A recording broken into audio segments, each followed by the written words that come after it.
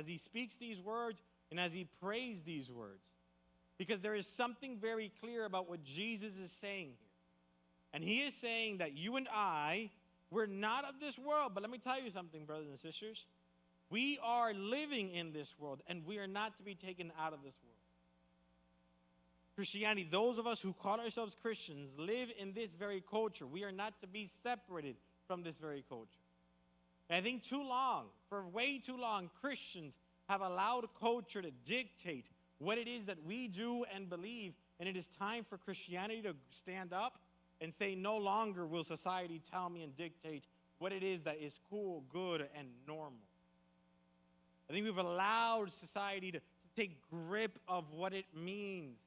We've allowed that too long. Over 200 years ago, I don't know if you know this, maybe your history teacher has taught you this.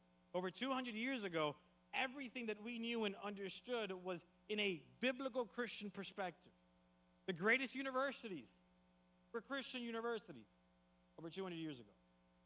The greatest thinkers came from a Christian worldview. And that was just over 200 years ago.